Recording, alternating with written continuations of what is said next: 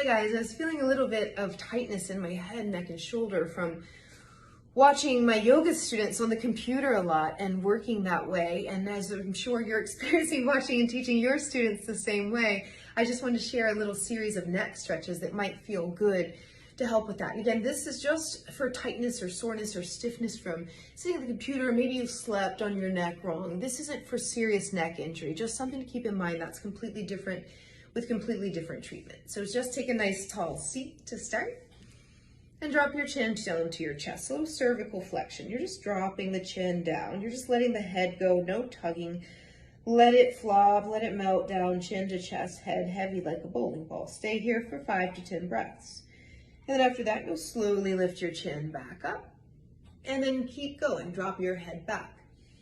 Good, and I want you to stay there for 5 to 10 breaths. This is our nice counter shape to that rounding forward of the head, right? Then you'll come back to center. The next movement is looking to the left. So you just look over your left shoulder. You don't have to tug. You don't need to look behind the shoulder if that doesn't feel comfortable. You just turn to the left. These neck stretches shouldn't be painful or stressful.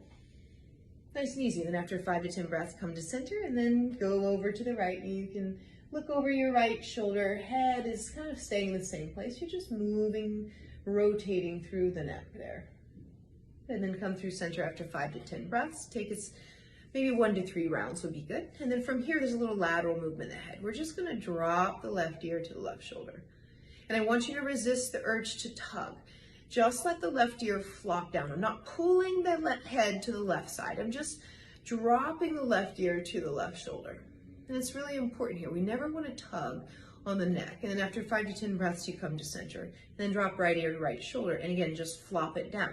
Relax. You want to think of your neck, the knots in the neck, almost like a rubber band with a knot in it. If you took both ends of the rubber band, you pulled forcefully, that knot in the center would just get stronger. It would be counterproductive. And that's the same thing with the neck. I'm just letting the ear melt down. If you want to see it from the side, I'm not letting the chin come forward or the head drop back. It's just staying on that lateral plane, and then I come back in to center. Now, if you want to deepen that stretch, take your arms behind you here, and you're going to interlace into fists. And if you're standing up, you can pull your fists down and roll your shoulders back. If you're seated, the chair might be in your way. You can always take your hands to the hip, whatever you've got here. Pull your elbows back, shoulders back and down, and then let your left ear, if you've got your hands on your left hip, just flop down again toward your shoulder. Now you might feel that a little bit more in the right side of your neck, and you're just gonna imagine breathing there, flopping, letting gravity and time and breath do the work. Now we're gonna get we're gonna add on to this a little bit into the levator scapula. If your hands are on your left hip, elbows pull back, shoulders down, start to drop your head toward your left knee. And just a little bit of angling there, right? You're just dropping the head toward the left knee, letting it flop down though, no tugging. And breathing there. And then bring the chin into the chest, let the neck and the head go forward.